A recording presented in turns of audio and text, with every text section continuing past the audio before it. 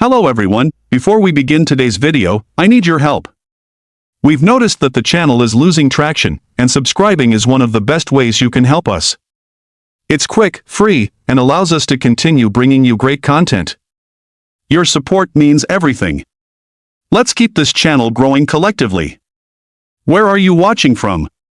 Drop your city or country in the comments below. Thank you very much. Now, let's get back to the story. Excuse me. The voice cracked through the soft, expensive quiet like glass hitting marble, too loud for a room where even laughter was measured. Table 12 sat under a chandelier that spilled warm light over polished wood and white linen. Evelyn Hart, 30, looked like she belonged in the glow. Black dress. Diamond drops at her ears. Lipstick the color of control. She didn't turn to get attention. She assumed she already had it. Across from her, Kang Junho, 36, sat perfectly still. Black suit. Clean cut. A thin tattoo climbed from his collar toward his jawline, half hidden, like a warning that didn't need to announce itself. He didn't fidget. He didn't check his phone. He didn't smile to impress anyone. Men like him didn't perform comfort. They enforced it. Standing beside the table was Nia Carter, 33, dark skin luminous under the chandelier, hair pulled into a low, precise bun. Her uniform was crisp, black with a sharp white collar, apron tied neatly. She held a small order book open with both hands, posture calm, expression professional. But her eyes weren't the eyes of someone begging to be treated kindly. They were the eyes of someone collecting details.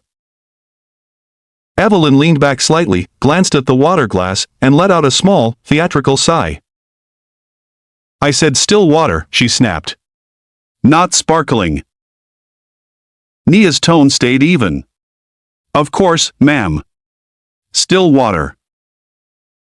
Evelyn didn't accept the answer. She studied Nia instead, collar, apron, hands, skin, then looked away like the inspection itself had been a favor.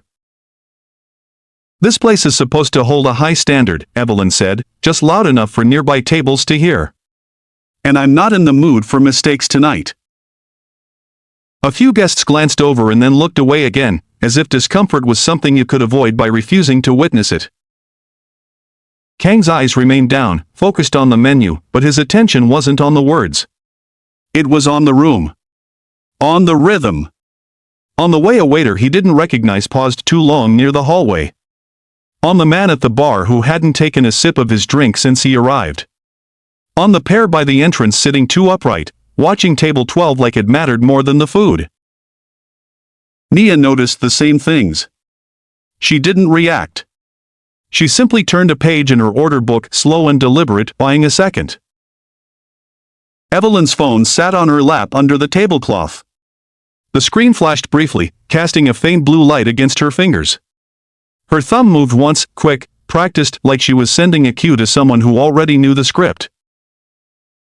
Then she looked back up at Nia with that smile people wore when they wanted to be cruel in public and still be called classy. Could you stop hovering? Evelyn said. It's uncomfortable. Hovering. Like Nia was a nuisance in the air. Nia lowered her gaze the way most people expected her to. She reached forward as if to adjust the place setting, keeping her movements smooth, quiet, controlled. And in that moment, under the cover of the menu and the edge of the linen, her right hand slid something onto the table. A folded note. No dramatic motion. No pause. Just paper placed where it would be found. Kang's fingers stopped. He didn't snatch it. He didn't startle. He simply let his hand rest near it, shielding it from Evelyn without changing his posture. Nia straightened, still holding the order book, her face neutral. Evelyn didn't notice the note. She was too busy composing the scene she wanted everyone to remember, her as the wronged fiancé, the establishment as incompetent, the server as disposable. She lifted her chin. Are you still standing there? Kang finally unfolded the paper. His eyes moved across it once. Then again, slower. Your fiancé sold you out. They're in position. The air in the room didn't change, but the feeling did, like the temperature dropping a degree before a storm. Kang's jaw tightened slightly. His gaze lifted, not toward Evelyn. Toward Nia. For the first time, he wasn't looking at a waitress. He was looking at a person who knew something. A person who wasn't afraid to deliver it. Evelyn followed his line of sight and saw Nia still standing there, calm as a clock. Evelyn's smile stayed on her face, but her eyes sharpened. Is there a problem? She asked lightly. Too lightly. Do I need to call a manager? Nia's voice stayed soft. I'll replace it right away, ma'am. She turned to leave with controlled grace, but as she stepped away, the chandelier caught the slightest detail near her ear, skin-toned, nearly invisible. A small earpiece. Nia walked toward the service corridor without looking back. In the mirror along the wall, she watched the room without turning her head. The man at the bar shifted as if receiving a signal. One of the guests near the entrance adjusted his jacket, palm pressing briefly against the inside of it like confirming something was still there. Evelyn's phone buzzed again beneath the tablecloth.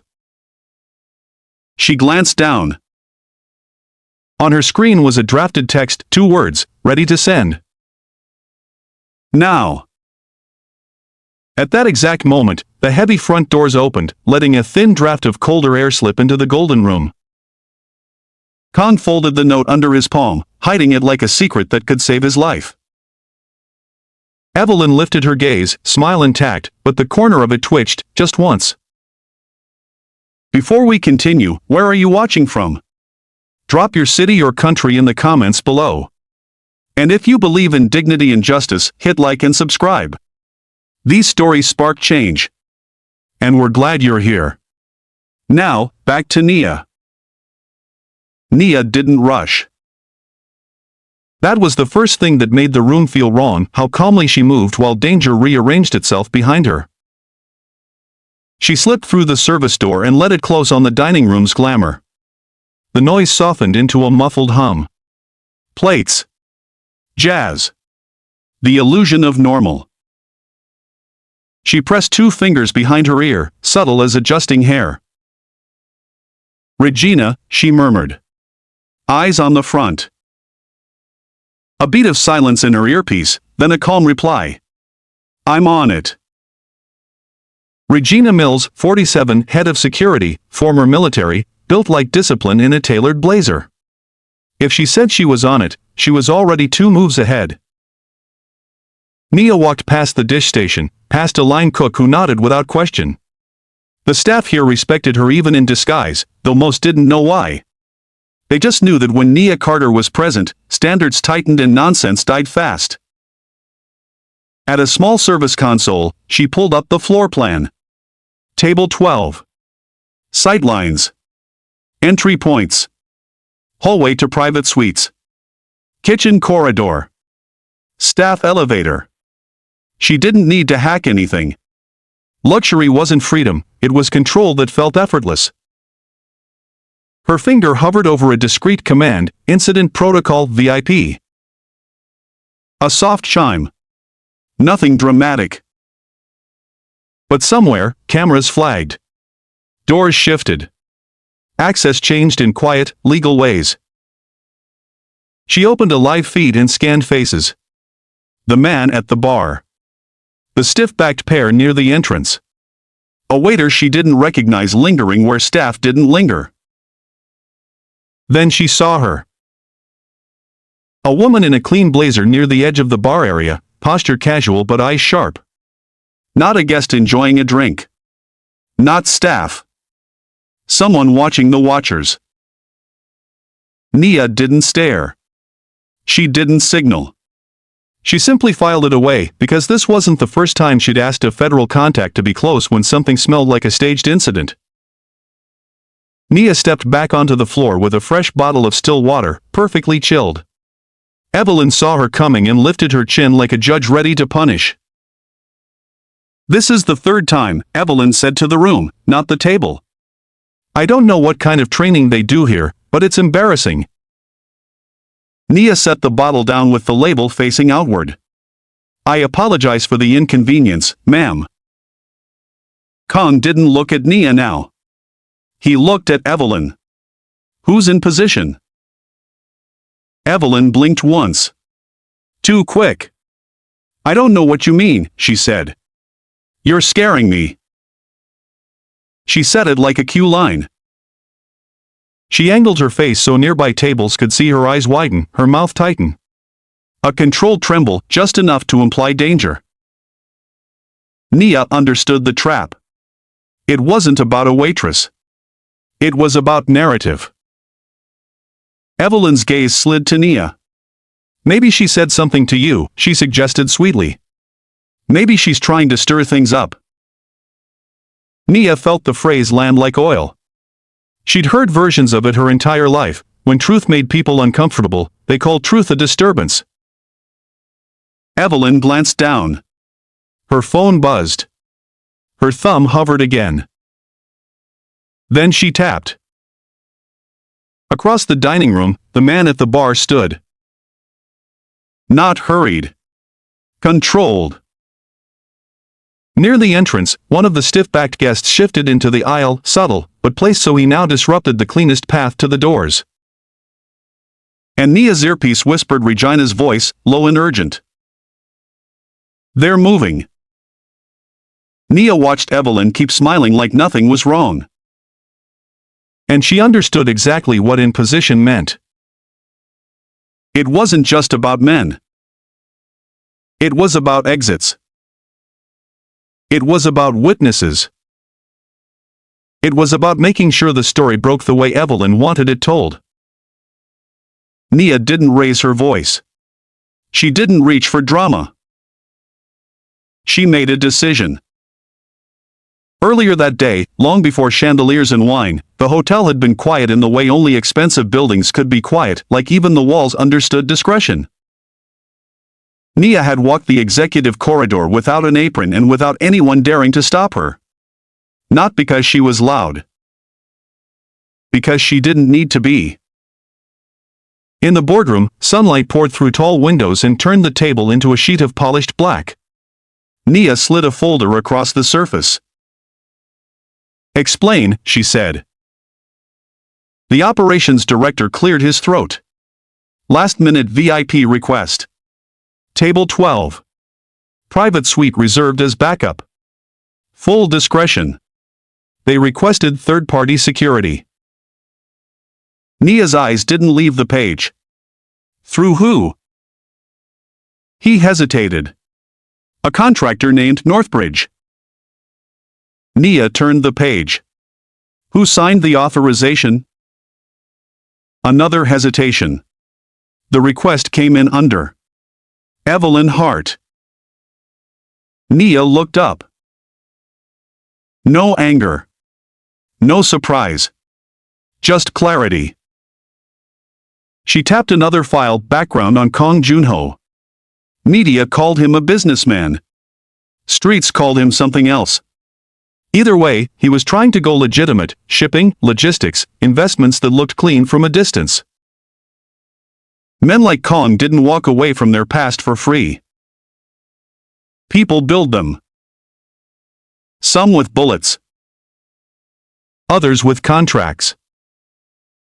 Nia scanned Evelyn's guest history, high-end reservations, last-minute special arrangements, staff complaints that never became official because the victims didn't have last names that opened doors. She leaned back and looked around the table. "Tonight," she said, "we follow policy." Quietly. Someone started to protest. "We can deny." "No," Nia cut in, firm. "We don't deny it. If someone is using my building to hurt people, I want them to do it where my cameras can see them, where my doors can separate them, and where my security answers to me." The room went still. This wasn't hospitality. This was containment. One more thing, Nia added, voice low. If they try to move him off camera, I want a federal witness close enough to see it. Regina nodded once. Agent Ramirez is already downstairs. Blending in. Nia stood. Legal? In-house counsel is on standby upstairs, the director said quickly. Per your instruction. Nia's gaze was steady. Good. And no one touches my staff tonight. Not with words. Not with hands. Not with power. Hours later, Nia had pinned her hair into a low bun and clipped in an earpiece, because sometimes the fastest way to see the truth was to stand where the entitled forgot to look. Now, back in the dining room, Nia watched the aisle shift. Watched Evelyn's thumb send a message. Watched the man at the bar stand. Watched the exit become a suggestion instead of a certainty. Evelyn's voice rose another half-level, polished mask tightening into accusation. Manager, she called brightly. I need a manager over here. Heads turned this time. Not all of them, but enough. And as the room leaned toward the drama like gravity, Nia felt Regina's voice again. Units in place. Your call. Nia's eyes stayed on Evelyn.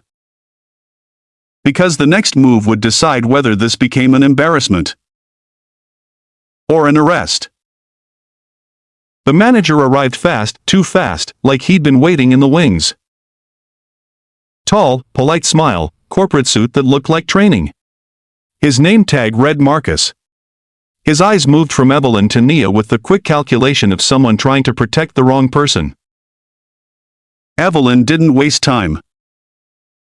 This waitress has been hovering over us all night, she said, sweet but sharp. She's made my fiancé uncomfortable. Evelyn let her breath hitch, just enough to suggest fear. She slipped something to him. A ripple moved through nearby tables. A few guests leaned closer without admitting it. Marcus glanced at Nia. Is that true? Nia's face stayed neutral. I delivered water. That's all. Evelyn scoffed. Don't insult us. She angled her body so the room could see her face. So the room could see her distress. Kang sat silent, his hand still covering the folded note. His eyes stayed on Evelyn like she was a witness who'd just contradicted herself. Evelyn kept building her story. I don't know what her problem is, she said, louder now. But if this is how your staff behaves, we'll be taking our business elsewhere. From the entrance, a helpful voice rose, too ready. That's unacceptable, a man said. You should call security. Nia's gaze flicked toward him for half a second. Not dressed like security. But he spoke like someone who expected obedience. Another man, closer to the hallway, shifted into view, hand brushing the inside of his jacket as if confirming he had something to show. Evelyn's eyes flicked toward the entrance, just briefly, like checking that her pieces were where she placed them. Then she softened her voice into something trembling. My fiancé, he's been under a lot of stress, she said. He's not himself tonight. I think she's provoking him. Provoking him. So if Kang reacted, it would be his fault. Marcus cleared his throat, trying to sound authoritative. Ma'am, we take guest comfort seriously. Nia. I'm going to have to ask you to step away from the table. Evelyn's mouth curled, pleased. Nia didn't step back. Not yet. She tilted her head slightly. Before I do you want to confirm who requested third-party security tonight? Marcus froze for a fraction of a beat. Just a fraction. But Kang saw it. Evelyn saw it too, and her eyes narrowed. What are you talking about? Evelyn laughed too quickly. We didn't request. Regina's voice slid into Nia's ear, low. Two unknowns moving from front toward your section. One heading for service corridor. One heading for table 12. Nia's gaze shifted toward the aisle. A man approached, smooth, confident, dark blazer, posture like authority. He moved with the entitlement of someone who believed the building belonged to him. He raised his hand as if already in charge. "Evening," he said. "I'm with security. We've had a report." Evelyn's shoulders relaxed like she'd been waiting to exhale. Marcus stepped aside, grateful someone else was taking control. The contractor's eyes landed on Kong and sharpened. "Sir, we need you to come with us. There's been a concern raised by your fiancé about your behavior." Kong didn't move. He didn't blink. He just looked at Evelyn. Evelyn placed a hand over her chest. "Junho, please," she said softly. "Let's not make a scene." The contractor leaned in, voice firm. "Now, sir." Kang's voice was quiet. "To where?" The contractor smiled thinly. "Somewhere private. Somewhere without witnesses. Somewhere the cameras didn't reach. Somewhere the story could be rewritten." Nia watched Evelyn's face. Evelyn didn't look afraid. She looked satisfied. Nia took one small step away from the table, as if obeying Marcus. Evelyn's eyes followed her with triumph. But Nia wasn't retreating. She was positioning. She pressed her fingers behind her ear. "Regina," she murmured, "hold them at the threshold. Do not engage unless they touch him." A pause. "Copy." The contractor reached toward Kang's chair. Kang's hand tightened over the note like a trigger. In that split second, between touch and reaction, Nia saw the entire night balancing on a knife's edge. Her eyes lifted to Marcus. Her voice stayed calm. "Marcus," she said, "tell me who authorized that man." Marcus swallowed. And Evelyn's smile finally slipped. Nia moved like she was conceding. That was the brilliance of it. She stepped away from table 12 with her shoulders relaxed, hands open, expression calm, the exact image of a staff member doing what she was told. Evelyn watched her go the way someone watched a problem walk itself out of existence. Nia slipped into the service corridor. The moment she was out of sight, her face didn't become angry. It became focused. She crossed to the wall phone mounted beside the staff elevator. It looked old-fashioned, almost decorative, but it connected directly to security operations and building management. She lifted the receiver and spoke a single line. "Activate restricted access protocol. Level 2.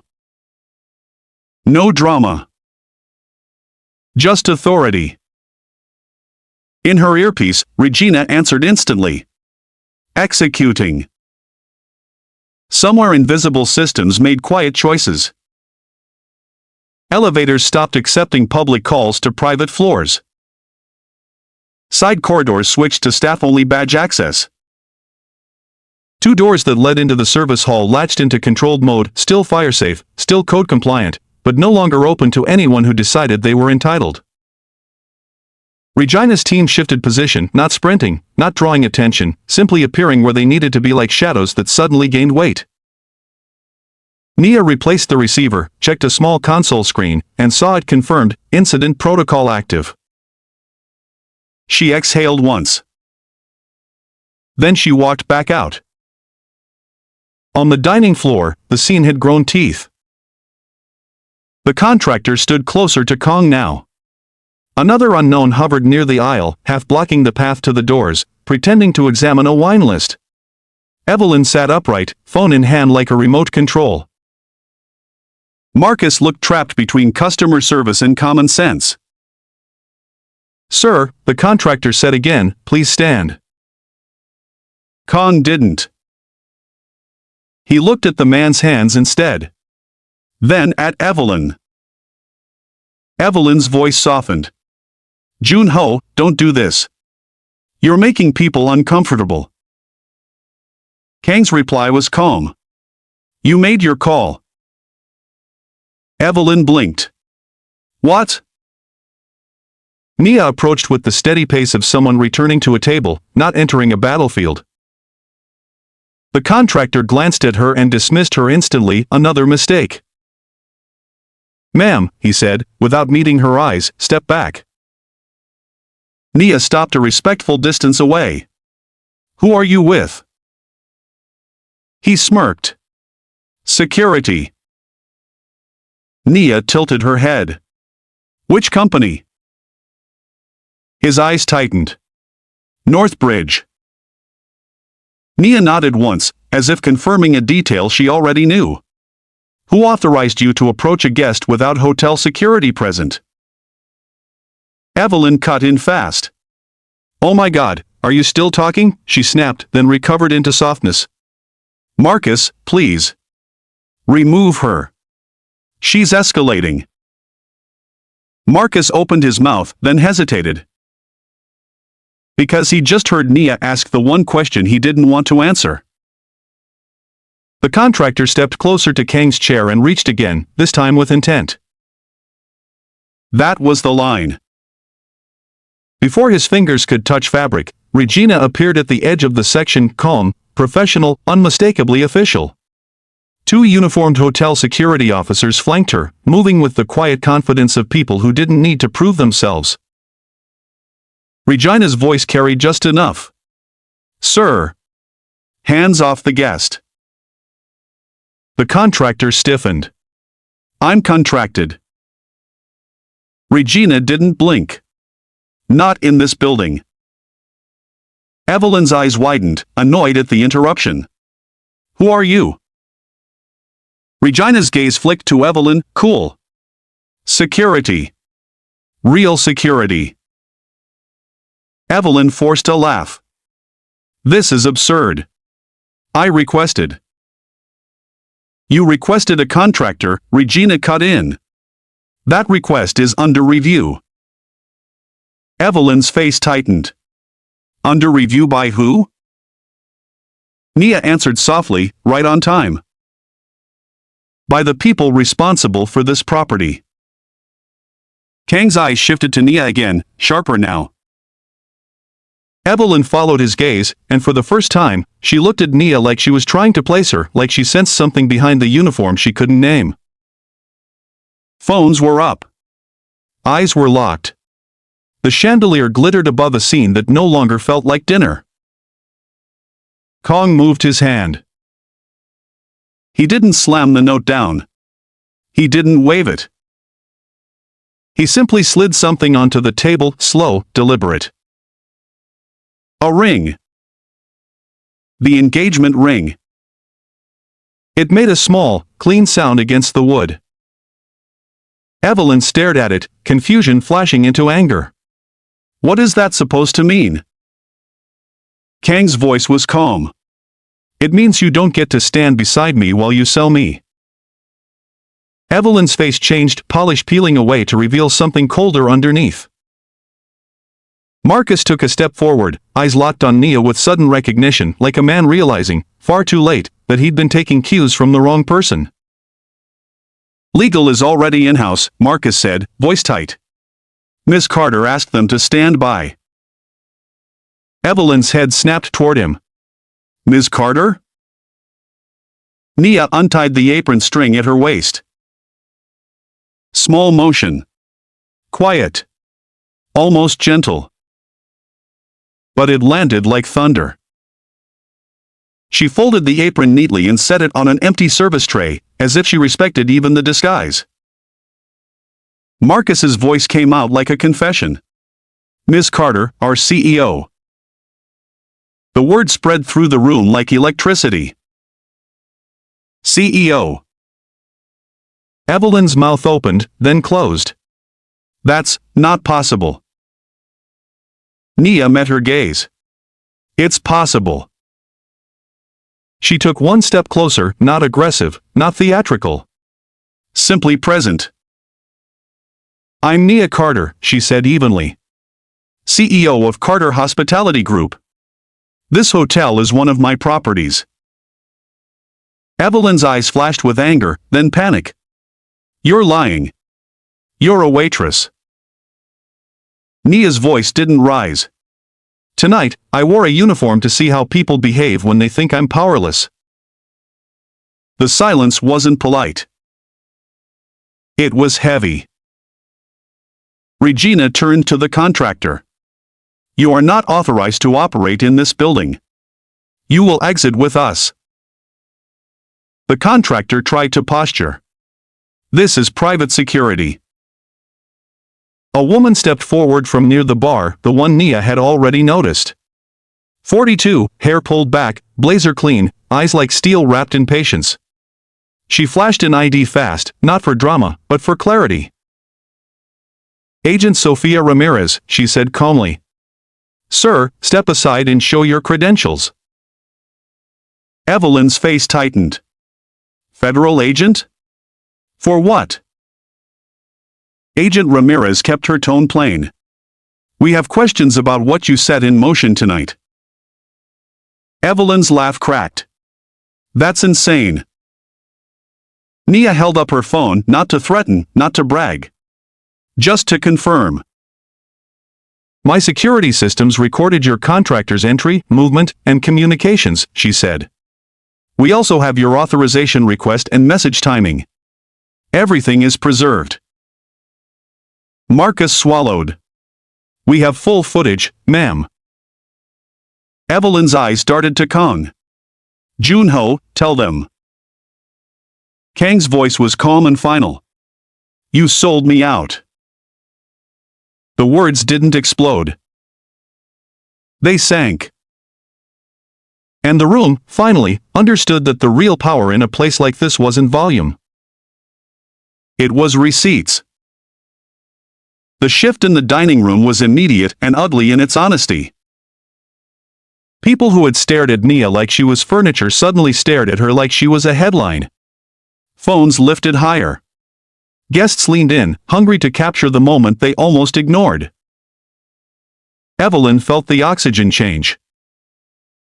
"Everyone stop recording," she snapped, voice sharp enough to crack the polished calm she'd been wearing. "This is private." But the crowd didn't listen. Because privacy only mattered when it protected the powerful. Agent Ramirez spoke quietly to Regina, and Regina nodded. Two more uniformed hotel officers widened the perimeter, not aggressive, not theatrical. They didn't grab. They didn't shove. They simply took positions that made the truth unavoidable. The contractor tried to salvage control. "Agent, we were hired under." Under a guest request, Ramirez finished. "That's being reviewed. Right now, you're going to cooperate." He hesitated just long enough to reveal the truth of him. Regina's voice stayed even. Hands visible. The contractor's jaw clenched. He glanced at Evelyn. Evelyn stared back, silent now, panic rising behind her eyes like floodwater. She'd assumed the men she hired would absorb the consequences. But consequences were in the room, and they were calm. Marcus turned toward Nia, voice trembling with sincerity. "Ms. Carter. I."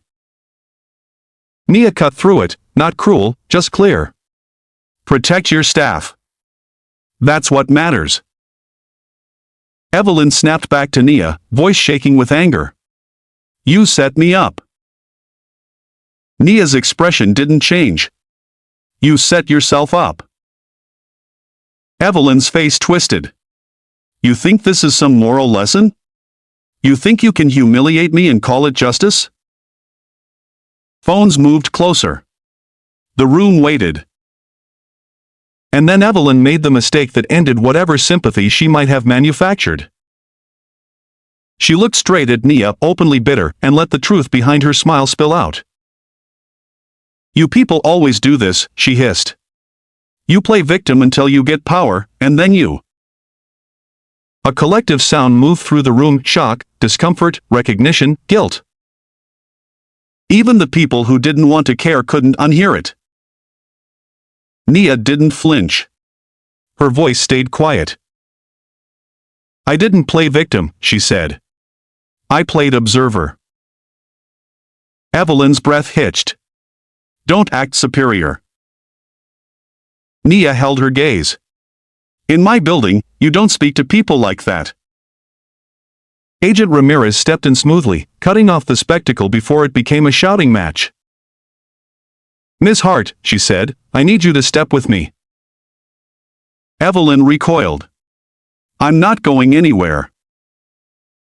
Kong finally spoke again, low and cold. You are. Evelyn spun to him, eyes wide. After everything? After what I've done for you? Kang's answer was a door shutting. You did it for you.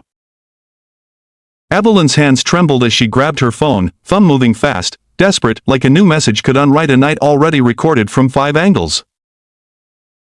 But the room had turned. Not because it found empathy. Because it found proof. And Nia stood in the middle of it, not smiling, not gloating, watching a lie collapse under the weight of its own arrogance.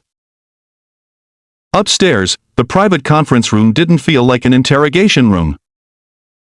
That was intentional. Soft lighting. Clean chairs. Water bottles arranged with care. A space designed to keep people calm enough to talk. Evelyn sat rigid, eyes darting between Nia, Agent Ramirez, and the hotel's in-house counsel, 2 attorneys who looked like they'd been born with non-disclosure agreements in their bloodstream. Across the table, Kong sat silent, expression guarded. His presence wasn't for intimidation. It was for accountability. Regina stood near the door, arms crossed, watching everything without making herself the center. Nia placed a slim folder on the table. This isn't about a scene, Nia said. This is about what you tried to do in my building. Evelyn laughed, brittle. Your building. Congratulations. Agent Ramirez ignored the sarcasm. We have footage showing coordinated movement. We have vendor documentation. We have witness statements.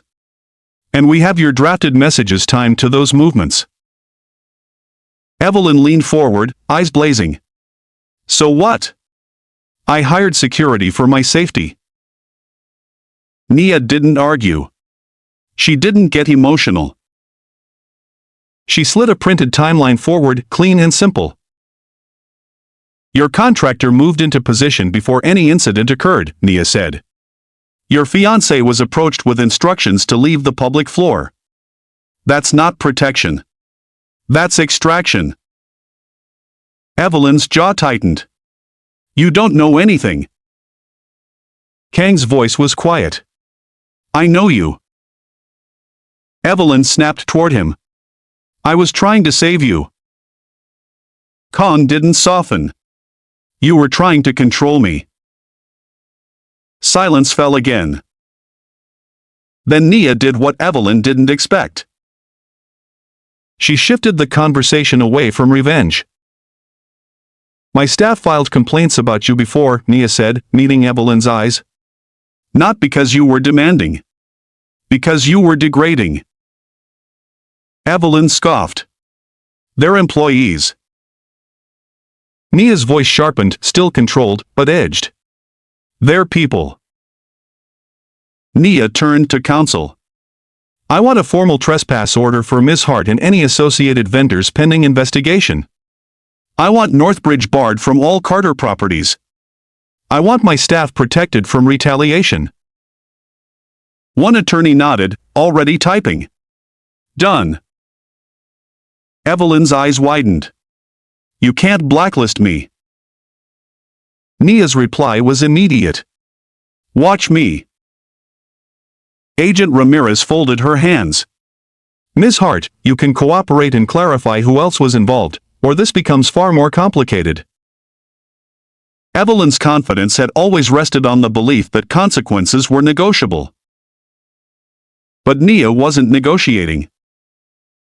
And Ramirez wasn't impressed. Kong finally spoke, voice low. "Daniel." Evelyn stiffened. "What about him?" Kang's gaze didn't move. "My man. The one you bought." Evelyn's eyes flicked to the side just once. It was enough. Regina's earpiece crackled softly. She listened, then looked at Nia. "Daniel Park is in the lobby. He tried to exit through valet. He's being held for questioning." Kang's expression didn't change, but something behind his eyes dimmed like a final thread snapping. Evelyn swallowed hard. The room was closing in, and she didn't know which lie would save her. Nia leaned forward slightly. "This is the part you don't understand," Nia said, calm as stone. "I didn't do this to humiliate you." Evelyn's voice shook. "Then why?" Nia's answer didn't waver. "Because I'm tired of watching people in uniforms get treated like they don't deserve respect." Nia placed her phone on the table and turned it so counsel could see a drafted statement already written, already ready. A policy announcement.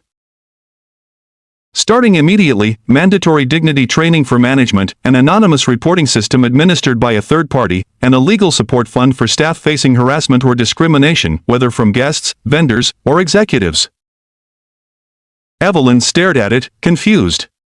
"You're turning this into a charity stunt." Nia's eyes stayed steady. "No. I'm turning it into a standard." Kong looked at the phone, then at Nia. His voice came out quieter than usual. "You're not just trapping people," he said. "You're building something." Nia didn't smile. "That's what CEOs do." Evelyn sat back, breath uneven, realizing the worst part wasn't losing control of Kong. It was handing Nia a platform.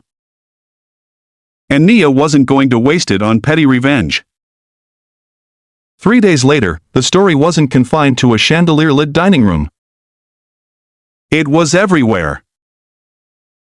A short clip, Evelyn's voice, her expression, the moment Marcus said CEO, the stillness of Nia folding her apron like a flag, spread across phones and timelines with the speed of collective outrage.